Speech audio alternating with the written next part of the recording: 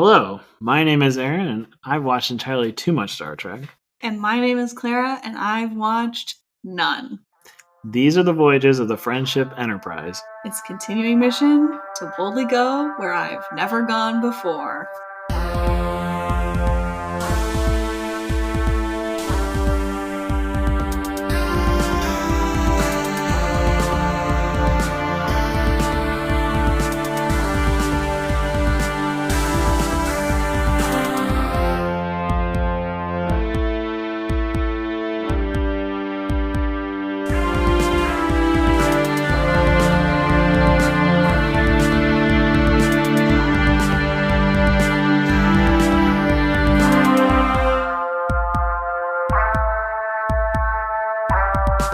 So, who's like the main kid gets detention. Yeah. And has to like stay indoors during lunch, and he's like, this sucks. And then he meets the nerds, and they all play D&D, and he like learns. There's like a whole D&D episode. I remember that one. Recess. It's very good. We're actually gonna do a recess rewatch. Recess rewatch. I would. The Ashleys. Yeah. I had not thought about that show in probably 2 decades. Aaron doesn't watch a lot of animated TV. No, he's too fancy for that. I did as a kid, but he doesn't watch a lot of animated TV as an adult. Not really. He's more sophisticated than some of us here. I just don't watch a lot of TV. That's true. He's a movie guy. Yeah. But I watch Bob's Burgers sometimes. Bob's Burgers is a class of its own, though. Yeah. Much like Star Trek. Wow, good transition. See what I did there? I do. They should do a Star Trek themed episode of Bob's Burgers. I mean, they did they did a Bob's Burgers Archer episode. Yeah. Which, have you seen that one? I haven't. Oh, okay. But I also haven't watched Archer, so... Well, yeah, it'd be a little lost on you. Lost on me. Other than I know that, what's his name, is the voice of Archer. Arthur. Yes, Bob and Archer. Bob Archer and Arthur the Aardvark. Incredible. Believe it or not, each John Benjamin. Yeah, it's John Benjamin voice cast. So. Yeah, we're rapidly reaching the end of season 1. Yeah. We only have one more after this. Yeah, these are the 2 we talked about today. We're watching the dog on the couch about to fall. Aaron is dog sitting, and the dog is precariously balanced on the edge of the couch, and she is old, and I'm worried if she falls. She's fairly spry, though. She is. She jumped up there. She did. No problem. She does that fine. But yeah, we watched episodes 27 and 28 today. Yep. We have one more to go after this. So we watched The Alternative Factor and City on the Edge of Forever. Yeah, pretty much. We can get into that in a second, but I guess we'll start with The Alternative Factor since we're going in order. Yes. This is from March 30th, 1967. Shall we see what was going on? The Sacred Week. The Sacred Week is the week between the 2 weeks between Aaron's birthday and my birthday. At the end of March, beginning of April. Yes. There are like 5 other important birthdays in those 2 weeks. And now apparently also this episode premiere. Signs and wonders. I mean, do we think anything was actually happening in the New York Times on this time? Okay. No. Nothing has been happening in the New York Times. It's true. Well, things have been happening, nothing relevant to us. Yeah. U.S. suit assails farmers group in milk dispute. Excuse me? U.S. suit assails farmers group in milk dispute. Is that antitrust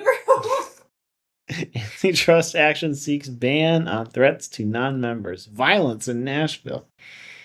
They are the war against protein. The war against protein. See, what's happening. President orders CIA to halt aid to private groups. Oh. Yeah. He sets up study to explore ways for U.S. to help back such bodies openly. Let's see what else we got. Booby traps take high Vietnam toll. Not often you see the word booby. No, I know. Straight up in all caps, booby. Booby traps. Booby traps. BOBBY or IE? BY. Is that how you spell booby trap? Yeah, I think so. It's different than if you said, like, how do you spell blue-footed booby, like the bird? Is it BOBBY? I think it's BOBY. Yeah, Is it always Y? I think it's just boobies if you're a pervert. If you're plural. Yeah. Okay. Them boobies. I thought maybe it was BOOBIE. I mean, I think if it's more than one blue-footed booby, it is boobies. Yeah. But I think I don't think it's ever just IE. Yeah. Anyway, yeah, booby traps. What else we got? Some executives on air and TV radio strike. Oh. Brinkley is not in on the strike.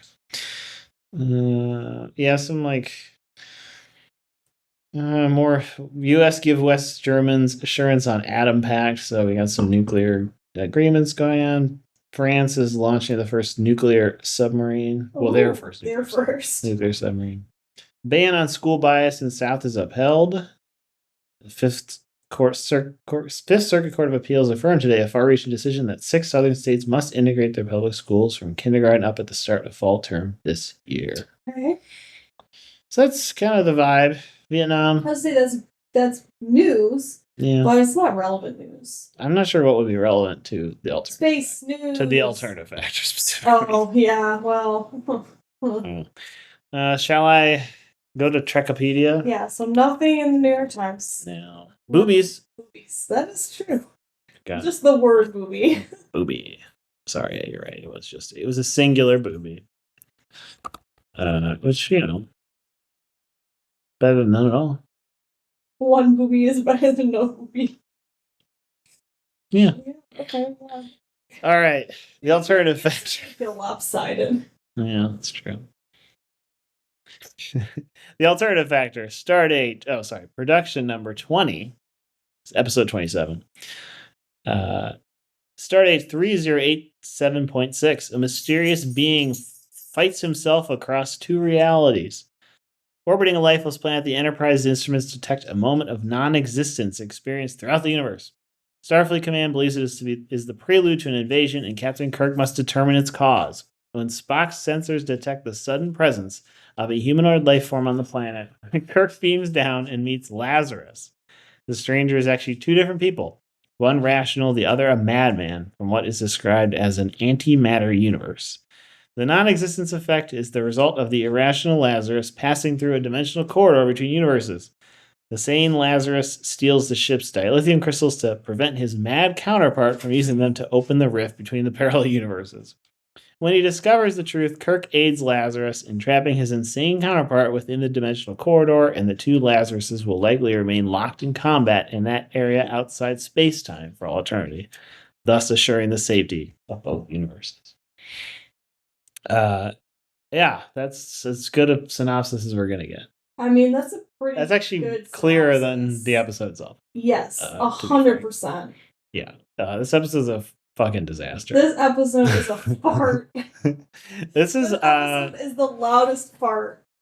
Well, I mean, we're bound to get a real stinker at some point. It's a 29 episode season. Yeah, I mean, here's the thing: we have had episodes that are not great. Yeah, but not like this is a turkey. Yeah, the loudest, wettest fart. It's quite bad. It feels like really rushed. The script doesn't really make sense. No, nothing about this makes sense. They can't even keep his beard consistent between takes. his fucking merkin, his goatee merkin. The beard should have been a tip off. Well, I'm such a psycho. I was like, well, maybe the bad Lazarus has a different beard than the good Lazarus. But no, they don't. It's just the continuity's fucked.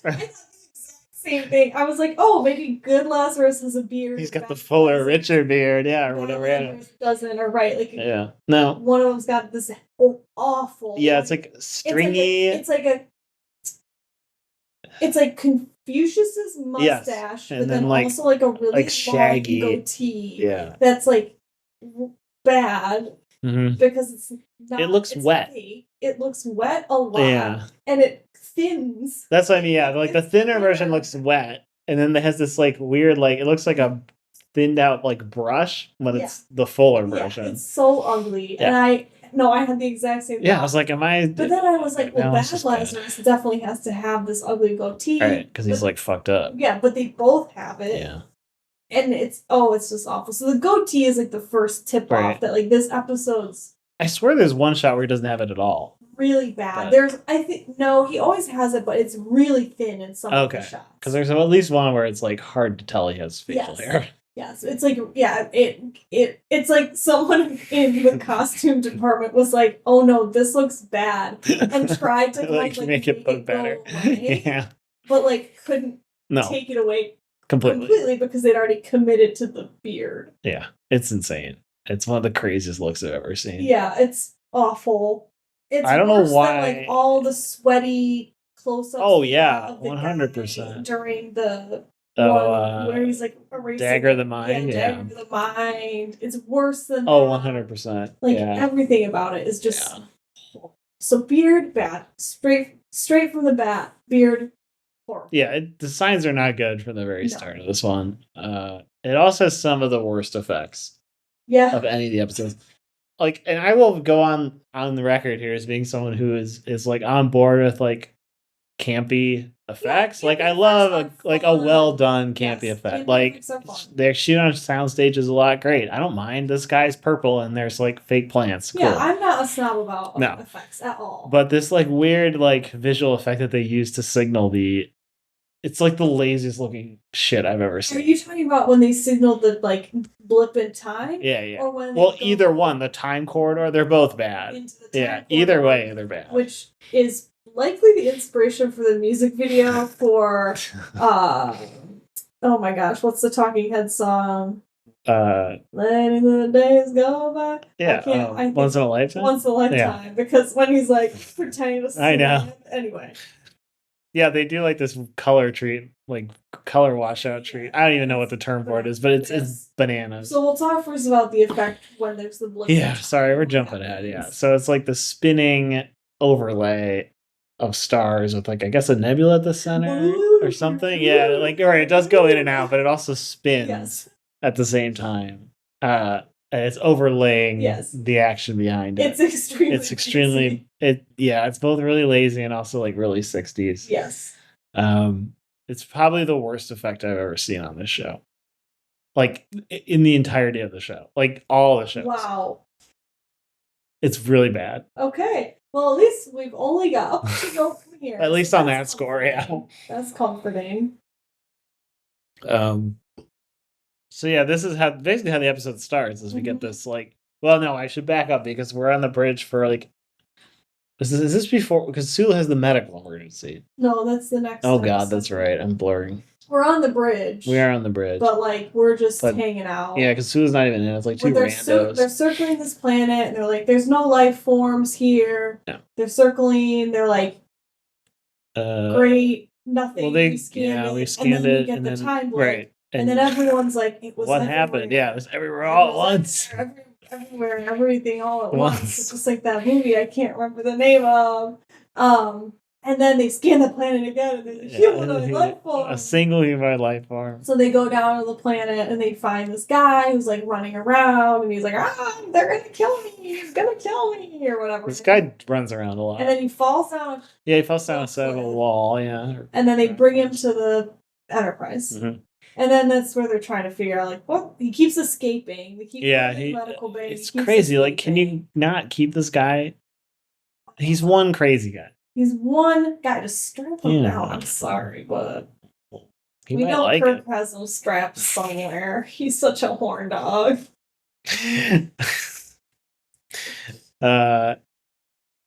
Yeah, and I do love his little spaceman spiff spaceship that's crashed down. His spaceship, actually, I really like this. Yeah, did you ever read Calvin and Hobbes? No. Because it looks like the Calvin and Hobbes, like when he's pretending to be spaceman spiff, yeah.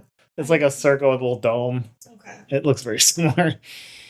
Yeah, I liked his spaceship. I actually thought his spaceship was pretty good. Yeah. Or his time ship, I guess. His time ship, whatever. His ship his vessel was really it's crapped.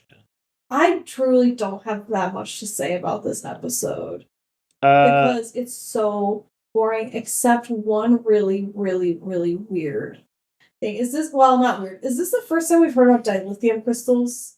I'm not sure. No, because remember they get depleted at one other point. I mean, I don't know if they use the term dilithium. Crystals. Yeah. Because there is an episode of Gilmore Girls where they mentioned dilithium crystals, and this is like all I could think of for this whole episode. Because Lorelai's like talking about having to like essentially time travel, and she's like, I have to get some dilithium crystals. Power the engine. And I chuckled because I was like, oh, I do know what these are from Gilmore Girls. I mean, that's the other thing about this first season is they're kind of creating continuity on the fly in terms of the episode, or the episodes as a whole, right? So we haven't really established that this is important. I'd have to go back. I could be. Either way, this is the most we've heard about them repeatedly in this episode. I mean, there's the only thing I like about this episode is we do see some cast diversity again. That is interesting. Yes. I thought that the lieutenant is an interesting character who's African American, and she's an officer like Uhura is. Yes. And she's an engineer. Yep. So she has science because she has the blue science. Yeah. So I thought that was cool to see just a different. Mm-hmm. Yeah, because we mostly have seen women in communication. Yeah, she's in an actual hard science role. Yeah, women in STEM, baby. She's a pioneer, but we've mostly seen women in communications positions or ensign. Right? Yeah, and she also has her hair is coded African American in a way that hers is not. Yes, hers is straightened, and she has, which I thought was an interesting decision. They don't put her in a wig. Yeah. So I was surprised by that because it's short. It's a short haircut. Yeah. She looks very modern. Yeah. Yeah. Yeah. We've talked about that a few times kind of early on. There were a few people who had sort of a modern look to them. Yeah, this is one of them. She has a very modern, you could have popped her in an episode of Star Trek now, and you wouldn't be oh, she looks super dated. Correct. Whereas a lot of the women on the show would if you kept the hairstyles and things, the look, the makeup just doesn't quite fit. I don't know. It seems slightly political to me, the choice to have her appear that way. Yeah. I mean, we're getting into we're moving from the civil rights era to the Black Power era, and Black is beautiful. That stuff's coming, and this seems to be either part of that or anticipating that. Yeah. So I was interested in that. Oddly enough, there was at one point a subplot with Lazarus seducing her. Ouch. And I think they probably backed off. The network probably backed off because they didn't want to do an interracial. Mm-hmm. But thank Christ they did, because it would be so unbelievable. I was gonna say, for me the ouch is more. It's just more ugh, really, cringe. This would be so bad. This. We have this beautiful, capable woman, and then this man with the world's ugly. Who's insane, who's crazy. Yeah. I would have been so uncomfortable. Well, the other thing is there's no way that this woman would fall for this goof. Because she's so capable, and the fact that the person who is her subordinate is a white guy. Yeah. Mm-hmm. Yeah. So it's very interesting. A handsome white man. It is and blonde, right? Yeah. Yeah. It's definitely. Sending. Yeah, there's definitely a message there. I did appreciate that about the episode, and it was about the only thing. It's literally the only thing, because it's a mess. I'm on board for a kind of kooky religious angle, but it's so poorly done here. Because he's supposed to be this I guess kind of John Brown figure almost, because he's crazy. He's this religious nut. He's got the weird facial hair. They're going for something there that I can't quite figure out. Lazarus. I know there's that biblical angle, which also doesn't make sense. Is he supposed to be a prophet? But Lazarus wasn't a prophet.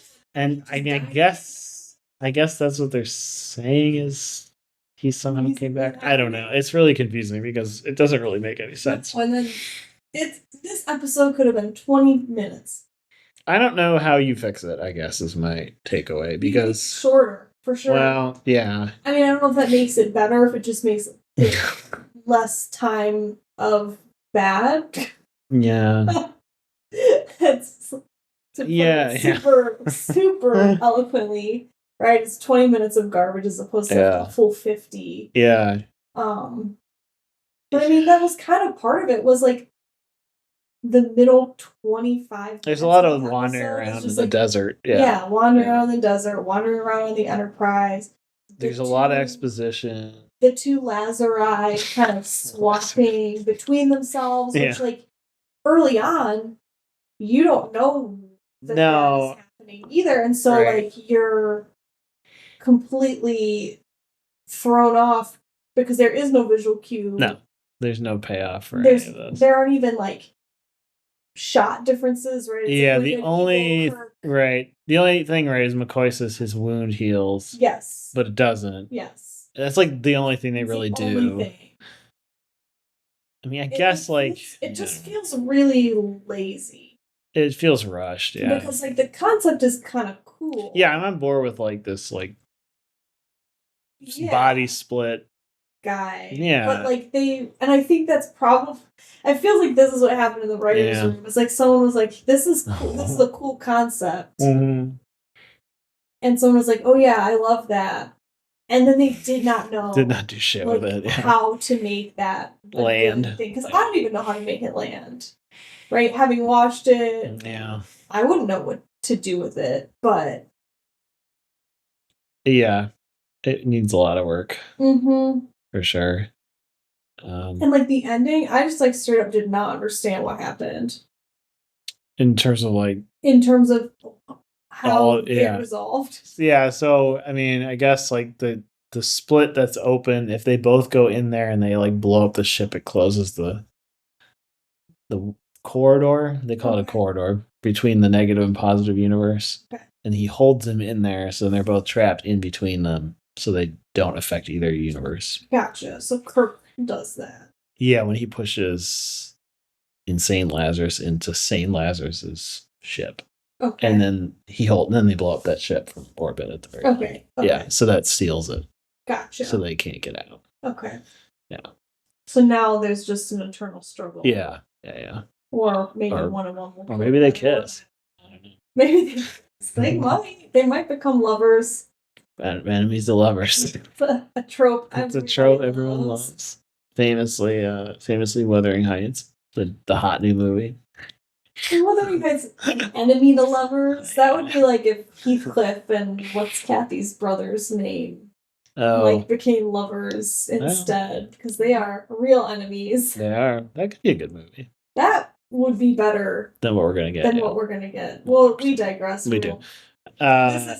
It's just So anyway, not a good episode. Yeah, there's nothing to recommend it. No, frankly. And I was trying to figure out, like, would it be better if... The answer is no. Probably, but entertain me. I know. Indulge me, I guess. Yeah, no, go ahead. Would it be better if, like, now, we're streaming these, we can see the episode descriptions, and we can see that it's, like, the one guy fighting himself across time or whatever. And so we know that that's what's going on, and so we're maybe less intrigued by this really boring plot than if we were just flying blind. I don't know. Or if might be generous. Even more confused because we would have no idea what the hell's going on. And is it a bigger letdown? Probably. When you see this the cool concept, and then it's just like so poorly executed. Yeah. I don't know if it matters one way or the other. I think it's just bad. Yeah. I mean, that's the other thing to remember too, is like when they were writing this, no one thought anyone would be watching it 60 years later. I mean, seriously, like they didn't do there's no video. It's not when they were writing this. No, they They didn't think anyone would No, be they watching thought it would air full like time. one time and then maybe a couple times in syndication. That would be it. Like people, there was no home video or Right. streaming. So Right, so they're like, well, we have to get to 29 episodes. Right. Let's just crank this shit out. Yeah, we have a stinky one. That's just the way it goes. So we'll make sure it's followed up by a really good one. yeah. And we do. Let's move on. Yeah, no, it's fine. I don't want to talk anymore about Time Life or whatever. The Alternative Factor. Terrible episode title too. Great. It's not good. It's not great, but the next title episode is great. City on the Edge. Forever. Edge of Tomorrow's that movie. I like City on the Edge of Tomorrow forever. That's too much. It's one. But shall we see what the Gray Lady has to say? Yeah. Will you read this in her voice? Oh! Thanks. Keep going. I'm old and venerable. Keep going. I like to support the status quo. Keep going. I don't think I can. I'm so tired. Well, she's young now because it's the 70s. What would the Gray Lady sound like? In her 40s, maybe. I don't remember. Back when the Gray Lady was a MILF? I don't know. No one said that. I think you did. She just sounds like Anne Bancroft. I literally said the Gray Lady was in her 40s. All right. So this is April 6th, 1967. Oh, my due date. That's when I was supposed to be born. You were born in 1967? Yeah, I was supposed to be born. You look great. I was supposed to be born on April 6th, 1967. You know what else? Tomorrow is yesterday. The lead item on the first page of the New York Times. U.S. is proposing to reduce force in NATO by 12,000. Wow, Yeah. 11 seize in Berlin and reported plot to kill Humphrey. Yeah, so apparently they're going to try to kill Hubert Humphrey. Which is insane. Like, why anyone would want to bother killing Vice President Humphrey is wild. But yeah, 11 students had conspired to stage an assault on life or health of Mr. Humphrey. Humphrey is on a 7-nation European tour, expected to fly to West Berlin from Bonn tomorrow afternoon for a one-day stay. Homemade bombs, plastic bags filled with chemicals that had not been identified, and other implements of assault have been found at the place the suspects met. So there you go. Okay. Turkey requests leeway. This is an insane title. Headline. Turkey requests leeway in using atom landmines. NATO's new nuclear group will take up requests and access to U.S. arms. They want to make nuclear landmines. There's a fire at Cornell in a residence hall that killed 8 students and a professor. Oh, whoa. Ooh, yikes. President seeks rise in mail rates and federal pay. Nice. Wisconsin votes Catholic bus aid. Plan for state to pay fares for multiple school pupils wins by wide margin. Here you go. Some space news. Top Apollo aides shifted by NASA. Changes are linked to fire, but nobody is blamed. The National Space Administration announced yesterday a reshuffling of top-level management in the Apollo Moon program as an aftermath of the fatal spacecraft fire last January 27th. So that must be when they burned it on the launch pad. Mm-hmm. Gus Grissom, yeah. Dr. Joseph F. Shea, who had been manager of the Apollo spacecraft office in Houston since '63, was shifted to a new position at the space agency's headquarters in Washington. It's just like a bunch of names that are being swapped around. Space agency officials conceded that the change was accident-related, but denied it involved any intention to fix the blame for the fire that killed 3 astronauts during a ground test at Cape Kennedy. General realignment. So there you go. Space. That is the most It's the Apollo program. News that they could have given me, but I appreciate space news nonetheless. Misha Elman died at 76. The Russian-born violin virtuoso. Yeah, that's pretty much it. Okay. Dutch sailors beat and shear beatniks in Amsterdam. They do. Beat and shear. Oh, beatniks. My goodness. Yeah. That sounds violent. For beatniks who were said to have molested the servicemen's girlfriends. Why am I laughing? Because it's an insane story. Oh, gosh. Anyway, that's pretty much it. Okay. Feels more relevant to our episode than our last one. So City on the Edge of Forever, all-timer. Yeah, it's very All-timer. good. This is written by Harlan Ellison. Is that a name that means anything Nope. to you? Okay. Should it? He's a fairly famous writer, yeah. What has he written? A lot of screenplays and television plays. What he won some specifically? Hugo's, Nebulas. I don't know, like older, like it was a lot of the older stuff. Aaron, don't tell me someone is really famous and then the only thing you can tell me they wrote was a lot of screenplays and teleplays, because I could have made that up. I want specific titles, specific episodes, specific Well, I don't movies. have time to go through all of these. There's a whole list on You here. can edit it out. That's the beauty of a podcast. You could scroll for an hour and know what. He did episodes of The Outer Limits. Okay. The Man from U.N.C.L.E., Star Trek, obviously. The Flying Nun. Logan's Run, The Twilight Zone, Babylon 5, so in the 90s. Mm-hmm. Love, Death, and Robots. But that's just based on one of his screenplays, I think. What books? Did he write any books? Short stories, looks like. Hugo. Yeah, mostly short story collections. He wrote a handful of novels and novellas. I think a lot of his stuff has been adapted as well. Anyway, nope. And then, of course, District of Columbia Fontana was also involved in writing this one. And, of course, Joan Collins. Yep, Joan Collins. Oh, the original Shark Eyes. Not quite as bad as Jackie L. Not quite, but... all right, so City on the Edge of Forever. Tell me about this episode. This is Stardate 3134.0. Kirk and Spock go back in time to restore history. Dr. McCoy accidentally injects himself with an overdose of cordrazine. Delirious, he transports down to the planet below. He's not delirious. He's fucking bug nuts, yeah. Transports down to the planet below, to which the Enterprise has come to investigate strange ripples in time. Beaming down with the landing party, Kirk and Spock discover a living machine known as the Guardian of Forever. When McCoy leaps through the machine's portal, he vanishes into Earth's past. History has changed, and the Enterprise ceases to exist. Hoping to undo the damage to history, Kirk and Spock leap through the device into Depression-era New York City. There, Kirk meets and falls in love with Edith Keeler, a progressive social worker. Spock manages to use vintage 1930 equipment to construct a tricorder monitoring device. And while replaying the footage from the machine, he discovers that Keeler has two possible futures. She will either begin a pacifist movement that will delay America's entry into World War II long enough for the Nazis to win, or she will die in a traffic accident. Kirk commits the most difficult act of his life when he prevents McCoy from saving her. Returning through space and time, Kirk, Spock, and McCoy discover they succeeded and history has been restored.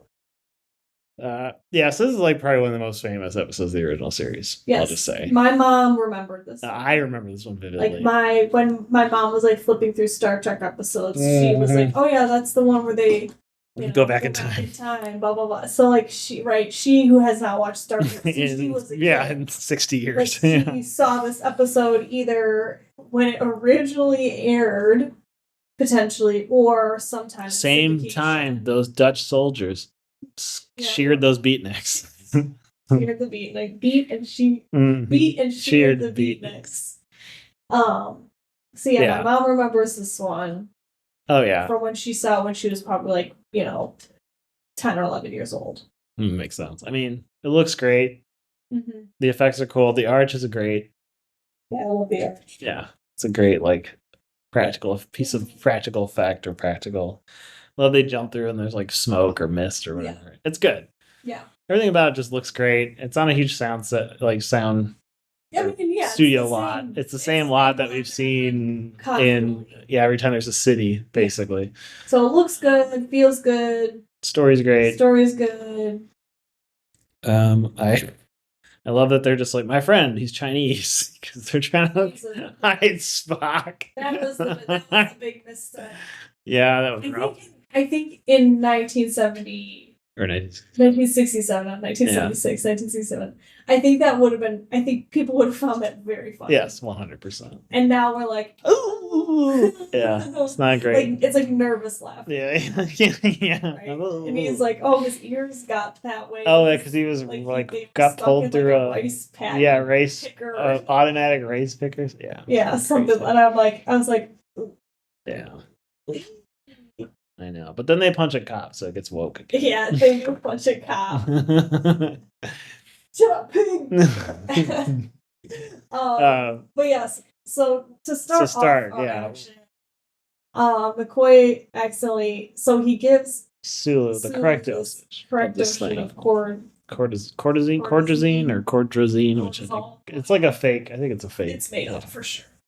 And Kirk says, like, oh, that's really dangerous. Yeah. And McCoy's like, don't tell me how to do my job. Are you dispensing medical advice now? Or something? And then they hit some turbulence. Yeah.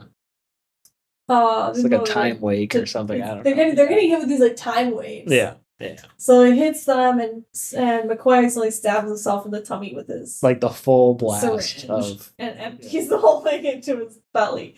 And in this episode description, they say that he is what? Delirious? Delirious, yeah. Yeah, no. Deranged? Yeah. He starts screaming about assassins, and they're going to kill all of you. And kill us all. And then he runs down to the beaming room and he beams himself. Knocks out the transport. Down to the planet surface. Yeah. And then they go down to get him. Right. They don't. Is this the first time that Uhura is in a landing party? It might be. I think it is. I think this is the first time, like, the core group. Yes, all together. Minus Sulu. Goes down all together to the planet. To the surface, yeah. So that felt very iconic to me, to have them. All there, yeah. All there. That made me think of the Futurama episode. Yes, yeah, they're all there. Yeah. But, yes, so... This is the first time that Uhura gets to go to a planet, and I think they take her to set up, like, the whole like everything disappears. Yes, right. It kind of has to be her because she's the only female character we have any stake in at this point because everyone else has been like one episode and done. Yep. And so when the Enterprise disappears, she has to be on the planet. Yeah. Right, because if it were any other female character, we would not care as much. Agreed. But so it's the first time we see Uhura in a landing party, and then they're like trying to find McCoy, and then he does that thing. He's like a dog or like a little kid. Nah. Where like you're chasing them and they think it's like a game. Yes. And then he like jumps through this time arch. Yep. That's like apparently flashing through history. Yes. Yeah, on a loop, I guess. Yeah. From we see stuff from I guess ancient Rome or Greece up to the Great Depression. Yeah. And little snippets. And then as soon as he jumps through, the Enterprise disappears, and they're like, "Oh, he fucked something. He must have changed something in history," which is so funny to me. Like he goes back and instantly, well, I mean, I guess butterfly effect. Yeah. Right, this is a precursor to Back to the Future. Back to the Future, butterfly effect, right? The whole do one little thing and the whole course of history changes. A butterfly flaps its wings in China. Pardon? A butterfly flaps its wings in China, and then and then hurricane happens, and yeah, and then the Nazis win. Yeah, the Nazis win. So. Right, it is. I mean, it's interesting from that standpoint. Like, I love a time travel episode. Because I think probably because I really kind of cut my teeth on, sci-fi with Doctor Who that I think time travel... You're just on board? Yeah, time travel episodes are so much more fun to me.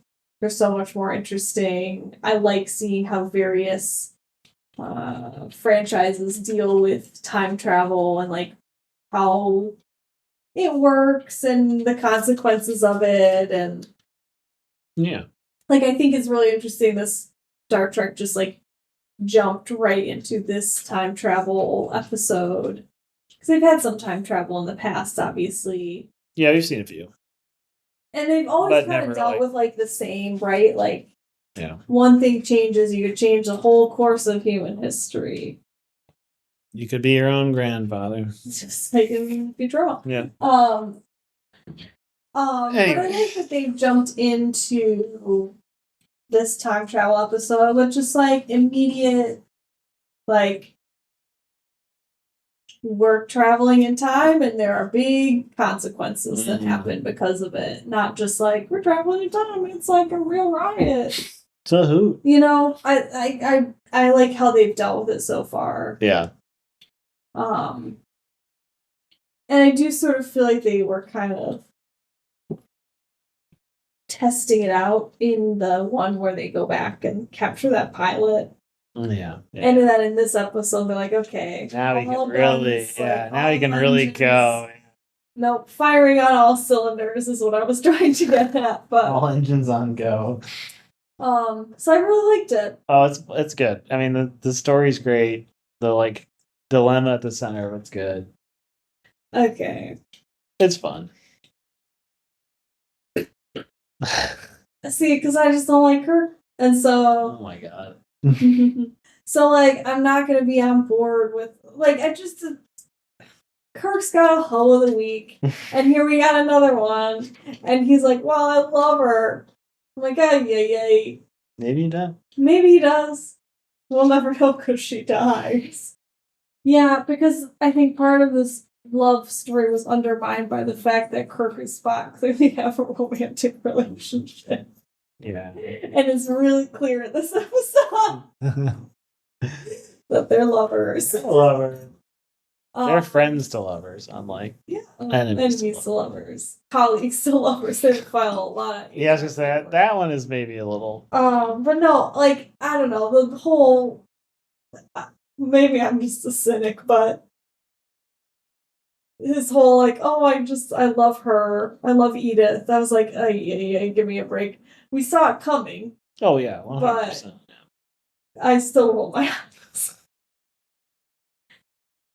Okay. What? Oh, you're looking. Yeah, I'm expecting you to say more than okay. Oh, well, I don't know what you have to say about What do you think about it? the romance subplot, or Yeah. I guess is it even a subplot? No, it's just like the central plot, to the yeah. plot. Yeah. I mean, I'm on board with it as a conceit. Like, you have to give some sort of stakes to this beyond like. My friend. Yeah, or even just like she's this woman we just met. I mean, I get why. Yeah. I get why. It just is like the one thing about this episode that's really unconvincing to me. Well, that's fair. Like, I'm not saying, well, they could have done this any other way. Yeah. No, I understand this was kind of the way that it had to be, but Yeah. doesn't mean I mean, it doesn't work for Spock, obviously, No. to have him be the one. Who falls in love? Yeah. And it makes sense that Bones, the doctor, would be the one to save. Yeah. From dying, right? Yeah. So I have a question just about Yeah. Bones and his Spots. his mania. Is me. Yes. It just goes away. Is that the thing that they know will happen? It seems like they don't know that will happen. I'm not sure we know. Yeah. It seems like they. It just wears off, though, I guess. Yeah. Or like that tea she makes him really works. Yeah, something. Because it does just wear off. There's a great. Well, let's talk about Bones a little bit in this episode. Okay. Because it's really funny, I think. He shows up at the end, right? Because Spock and. They've somehow arrived like a week or so. Yeah, Spock and Kirk arrive ahead. Gate has to like loop back around again. Ahead of Bones. And so when Bones finally shows up in their time at the end of the episode, he like finds a guy and is like just some random whine. And is just like talking to him and like going absolutely nuts. And then he just kind of like falls on the ground and like lays there muttering. And I compared it to like, have you ever been on a walk? Maybe this happens to us because we have a dog. So like, people talk to you. No, not just people talking, but like weird people. Dogs. Like we've had like like quote unquote stray dogs. Like dogs come out of like backyards and like come out onto the street to like see us.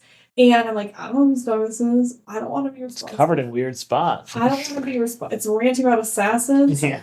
I don't want to be responsible for this dog, and so you just kind of like hope that like the dog owner shows goes up away, or something. and, like, the owner shows up. I was like, this is the same kind of awkward as this man who is like dealing with this ranting lunatic on the street. He's like looking around for someone to save him. Like there's no one to save him. Anybody? Finally, he just like falls asleep, and like the guy runs away. It's. I know exactly how that interaction feels like. Bum felt the wine bum. You understand the wine bum. Yeah. Anyway, I digress a little, but I thought that was very, very funny. It's like the wino's bemusement at that turns quickly into like, I gotta get out of here. This guy's nuts. This guy's crazy. He's crazier than I am. All right, what else about this episode? Tell me more, Aaron. Well, what do you want to know about? I don't know anything about Star Trek. I'm dumb. I'm dumb. I mean, we have like the standard time travel like thing of like the Nazis will win. Yeah. Which feels,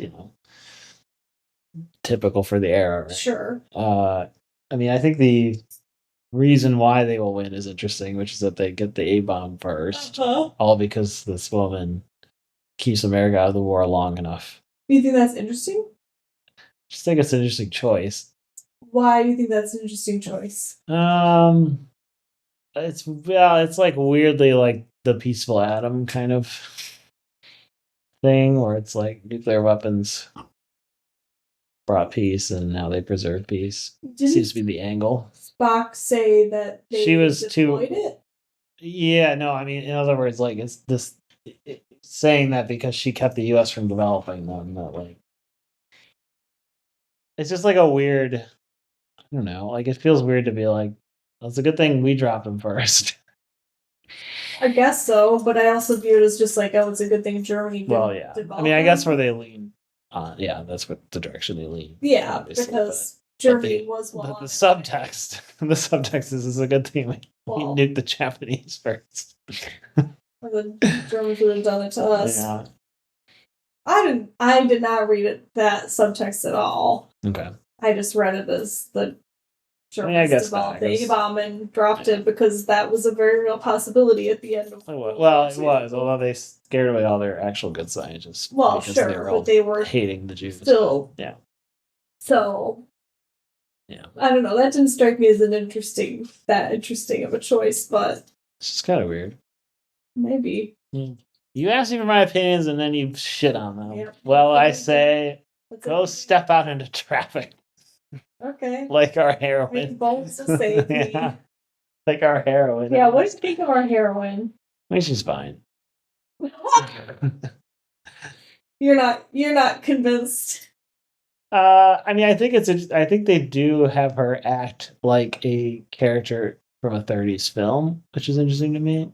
Like the acting style and her like presence feels old timey. Her act I think so. Or do you think she made that choice? I mean, I don't know. My impression was I think they had her act that way. But why wouldn't they? Why wouldn't they? Why wouldn't they have her act that way? I mean, no, I said my impression is they did have her act that way. Yeah. Why would they have made I don't know. Choice? Just because that choice or a different choice? A different choice. I mean, I don't know. To me, it makes sense. It would be like, hey. No, I know. I mean, like, right. You're playing this character who's supposed to be in the 30s, so like, act like you're in the 30s. Well, no, I mean, like the acting style feels 30s, not just she doesn't just look like a 30s character. Okay. It's like old. I don't know, just the way she is presented on screen. Yeah, because she's British. Yes. Thought so. It must be. Okay. Her accent was so strange to me. I couldn't tell if she was like trying to like lean more. Yeah. It almost was coming off like Audrey Hepburn. Yes. 100%. Like really affected. Yeah, it's like it wasn't British all the time, but it also like it felt like a fake British accent at times. And then I had to remind myself that the actress is British. I know. So I think she's trying to do an American accent, but then was like sounds fake British. Really gave up. Yeah. What would you do if you found two men in your basement? I guess getting dressed. Would you offer them a job? No. Would you? No. No. I'd be like, get out of here. You don't have any coal to shovel in a furnace No. or whatever else she was having them do? Whatever she needed them to do. I'd be like, how did you get here? Yeah. How are you in my basement? How are you in my basement? I mean, why were you nude? Yeah. Yeah, why are you getting dressed? What were you doing? Your shirts at least were off. Kirk, can you please button one more button on your shirt? No, it's hot down there. He goes around this whole episode with like a deep V that feels very like, I don't know, predatory. Oh my god. It was weird to see them in quote unquote civvies. Like that. Yeah, it is weird. Boots, they still wear their boots. They do. Don't get new shoes. No, well, it's hard to find shoes that fit. Yeah, you can get by with, which is why pants they that don't. They steal clothes. Yeah, that's the whole setup for their illegal activity is they're stealing clothes from like a fire escape. Yes. But yeah, I like the whole interaction of like, oh, I found these two guys in my basement and they stole clothes and I'm gonna give them a job. Because I like the way one of them looks. Clearly it's like, oh, she's already got a thing going for Kirk and well, she doesn't like Chinese, so yeah.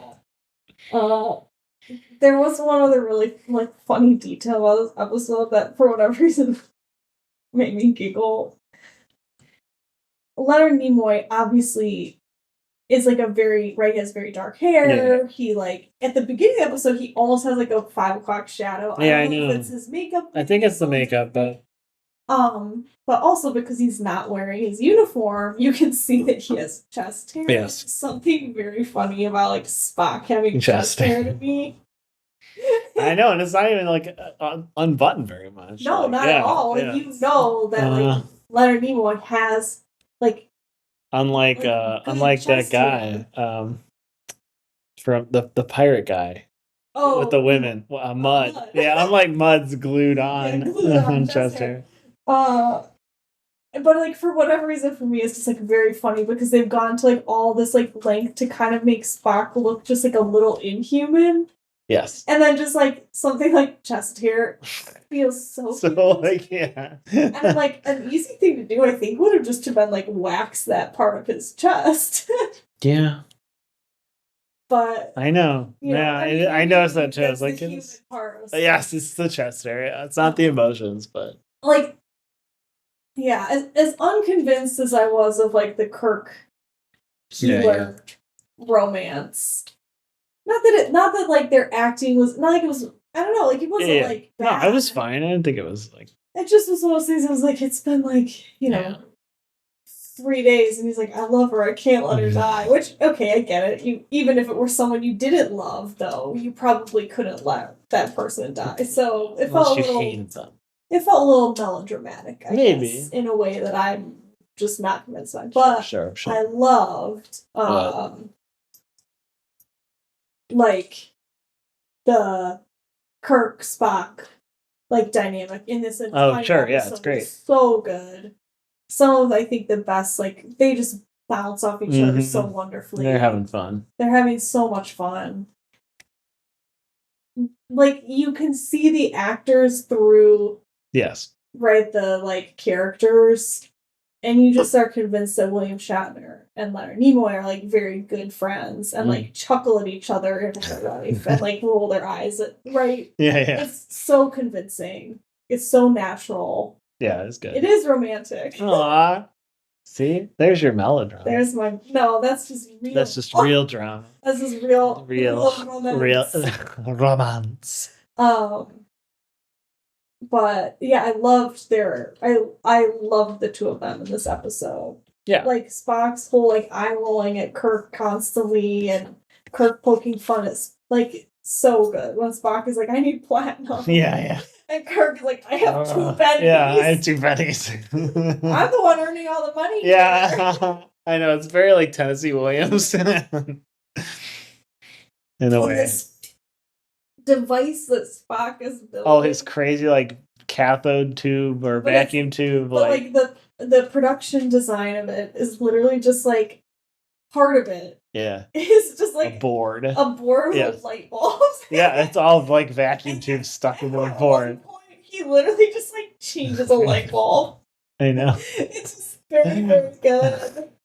Yeah, there was very little I did not like about this episode, minus the melodrama, and even that I can forgive because I understand it's part of it. Needs to happen. Right. I mean, I like it because it also gives us like one of the few tragic endings episodes we see. Yeah, the only other one that comes to mind immediately is when Spock loses his feelings after the episode. Yes. So it's a rare one where like things aren't resolved. And there's no. I was going to say there's no a totally positive outcome. Yeah.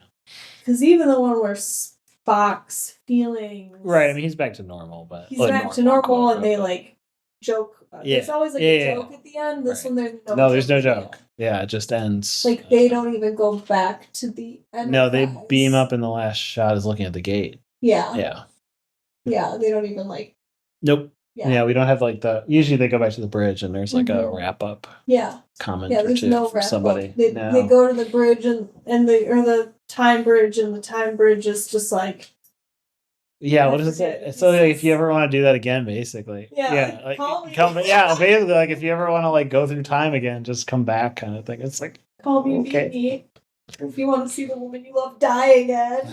Yeah, couldn't Kirk like go back in time to like before? Like he could have a second chance. Not to like. Not I mean, actually, he'd still have to let her die. Like he could go back sooner. I guess. It's a little weird though. Maybe. I mean, the whole thing is a little weird. So. Sure. But what else did I really like about this episode? I loved the like turn. So Elaine's whole like shtick is she runs this mission for men in the Great Depression. Oh, Edith. Edith. Yeah. Elaine. I like Elaine. I'm picturing Elaine from Seinfeld running a soup kitchen in the Depression. I'm picturing Lady Elaine Fairchild from Mr. Rogers' Neighborhood. Oh, yes. Sorry, Edith, which is a much more 19th. Yeah, I was gonna say it's a more different. So she runs the soup kitchen, and Kirk and Spock are like eating at the soup kitchen, and the guy's like, "Oh, you have to listen to her, like preach." And so, right, you're expecting old lady, like or like from because it's her. Well, yeah, I know, but but you're expecting like some Bible being like whatever pulpit thumping garbage. Harridan. John Wesley, fire and brimstone preaching, and she gets up there and she's kind of like, there are men in the stars. It's like very 60s preaching. When you find out she's a pacifist, I was confused because I was like, she's like a futurist. I don't understand at what point this woman was supposed to become a pacifist, because I didn't think it set her up. I didn't get that vibe. I mean, I guess she's like utopian. I suppose. In her outlook, right? Yeah. Like, I mean, it's it's kind of weird. It's also like a bit of a throwback to an earlier like Hull House kind of reformer. Yeah, you can come eat. Yeah, you can come eat, but you have to earn it by doing chores basically, or helping cook the meal. And then you have to like listen to Bible, right? Because you got to be improved because you're poor because you're a bad Christian. Yeah, they would read Bible verses while they were eating, right? Yeah, so like that's why you're expecting sort of a different than vibe when the guy's like, oh man, she's a looker, but she's gonna preach at you. Looker. Oh, he says. Yeah. Kirk's like, get your dirty eyes off those gams. Your dirty They're eyes. only for me. Your dirty eyes. I'm the future, and I'm horny. We've all been. Yes, he has a T-shirt that actually says that and wears it for part of the episode. That's why his buttons are on. He carries it in a little travel bag, so whenever he goes into the past, he can wear his "I'm from the future" and I'm horny T-shirt. Man. Yeah, everything. There's just so much good about this episode. A few little chuckles, like.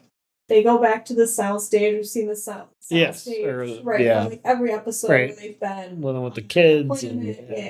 I think the red hour, all that. Yeah, the red hour, everything's on the soundstage. Just dressed differently, but and so they like go down. You're like, okay, so they're on Earth. They're in a place. You don't know. No. You don't know where they're supposed to be. And then like a full. Yes. They have this establishing shot in New York. Of the Brooklyn Bridge. And Joe and I turned to each other and we're like, why then? Yeah. Why did you bother with that at that point? No, you're so far in. Supposed to be yeah. New York. No. None. No. I would have guessed like West Coast. Truly anywhere. Yeah. Like they did not try. No. To like say this is New York, this is a big city. I mean the soundstage, because all the buildings are kind of low, you don't really know where it's supposed to be. Oh my gosh. I know, it's so funny. I know, I was like, all right. They're trying. It's fun. I liked it. I did too. Even when it's being goofy, I liked it. I'm not saying I didn't. No, I know. I'm simply saying the romance, I wasn't sold just because I'm a cynic, I guess. You just tell someone you have. Yeah. For your nefarious ends. Yeah. Because you want some soup. Yeah, that's all Kirk wanted was soup and platinum. Shoes. New shoes. New shoes, yeah. Santora's little booties around. Yep. That was his plot when she falls down the stairs and loses her shoe. Yeah. He was going to steal her shoe. Oh my god, I know. Spock's like, she could have died there. Yeah, you could have let her die. Well, at this point, they know that that's not where she's going to die. Right. But that's okay. Do we have anything else? I don't know. I'm trying to think. I don't know if I have any like fun. Yeah, tell me some fun facts. I don't know if I have any. Okay. I don't have a lot of obsessions. No? Okay. I'm obsessed with the guy's beard in the first episode. It's so bad I have to be. I think there are some fantastic shots. These aren't obsessions, but there's those really good, like, close, like, shots of Uhura and Scotty when, like, when they're, like, searching for McCoy? No, once McCoy has disappeared and the Enterprise has disappeared. Yes. And like Kirk is like, I have to leave you guys and go do this. And they have this like great close-up, just like head, like full, almost full frame, like face shots of the two of them that I just thought were really great. I don't know what purpose exactly they served other than to just be like, this is what's left. To kind of establish the stakes. It's like, this is it. It's just these two and like two security guys. You know, you're not invested in them. No. Right. You know, and Uhura saying I'm frightened, right, to Kirk, like the kind of the whole. I did like that. Back in time. I forgot she said that. Yeah. Good. I just like the stakes, but also Kirk. You have to establish that he loves his crew. Yes. Right. As much as he, like, ends up loving Edith, right? Because ultimately he chooses that, right? And so that has to be like very clear up front that like, he loves them enough to give up whatever to get back to them. To give up life with Edith, right? Until the Nazis dropped the bomb. Because that's what he would, right? Those would be the people he would be stranding. Yeah, forever. Correct. If he doesn't finish his job, right. And so they have to really kind of drive that point home. And I think they do it. I think they do it really well with those couple shots and those like few lines. Mm-hmm. That's a good point. Mm-hmm. Yeah. Yeah, because there's is it this episode where there's the pan shot then up to the stars in the sky too at one point? I don't remember. I think it's this episode. Because they're standing by the gate. Yep. I think it's after they realize the Enterprise isn't up there. And he says something basically to the effect of, like, we're all alone now or something. And then, if I'm remembering right, he looks up and the camera follows up and then, like, you see the stars. I think you're right. I can't remember. It's, like, right around the same time as this scene you were talking about with Uhura and Scotty. Yeah. So I do like that. Mm-hmm. That was good. Yeah, I think it's a lot of fun. It looks great. Mm-hmm. There's some cool cars. Honk honk. Big car guy. Beep beep. Beep beep. Honk honk. Yeah.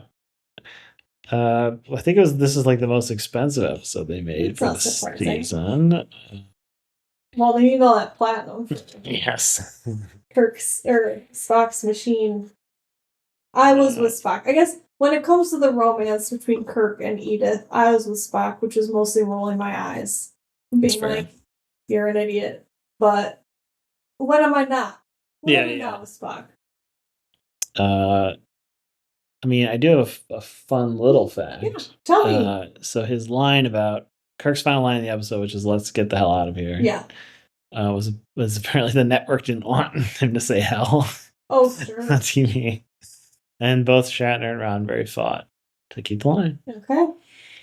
And they got it. They agreed. It was one of the first instances in which the word hell was used as profanity on TV. Wow. And it's also the first time the Nazis were mentioned in Star Trek. They do come back. We'll see them again. Star Trek. Yeah, we'll see them again. Not on network TV. No. There was a Star Trek, when they were developing the films in the 70s, one of the ideas Roddenberry proposed was the crew go back in time and prevent the Kennedy assassination. And he based it on this episode. I would watch the hell out of that movie. Oh my gosh. We need to go back in time and get that movie made. That would be so good. Yeah, well, we'll have plenty of time to explore all the possibilities for what could have been when we get to the interim between the show and the movies, because there's a stretch of about not quite 10 years. Yeah, we can talk about all that fun stuff. But yeah, I mean, this is like... Yes. But yeah, this is probably the most well-regarded episode of the original series. Of all the seasons? Probably. Okay. I mean, it's certainly one of the best, okay. Yeah. So, yeah, it's great. I love it. How many troubles? Well, we have to start with the alternative factor. You have to go first. 2. I'm giving it a 1. I'm giving it a 2 because I've never given anything a 1. This is my first one. Yeah, it's maybe not the absolute worst, but that's why I'm giving it a 2 because I don't know if there's something worse out there. I mean, there probably is, but it feels like it earns a 1 too. At this, that's fine. But I agree too. Yeah. And then City on the Edge of Forever. 10 out of 10. Yeah, it's a 10 out of 10. 10 out of 10. 100%. Yeah. Yeah, it's a 10 out of 10. Yeah. No. Home run. Yeah. Slam dunk. Touchdown. Safety. One. Goal. Any other sports metaphor you want to insert here. What's the cricket one? Wicket. Sticky wicket. I don't think that's rounders. Anyway, we love it. Yeah, we do. It's very good. Even with the melodrama. Even with the Spock rolling my eyes. It's okay. Spock loves it, and so do I. I mean, it's great. It is great. And we only have one more left for this season. Operation Annihilate. Yeah, I can't get over that episode title. I know, it fucking rules. It's so like 50s, 60s. I love it. Operation Annihilate. It's also got an M-dash, so influenced by Emily Dickinson. Influenced by Emily Dickinson? It's based on one of her poems. Not written by AI. Yeah, right. Yeah, a famous line by Emily Dickinson. Operation Annihilate! ! There's a certain slant of light on winter afternoons that oppresses like the haft of cathedral tubes. Operation Annihilate!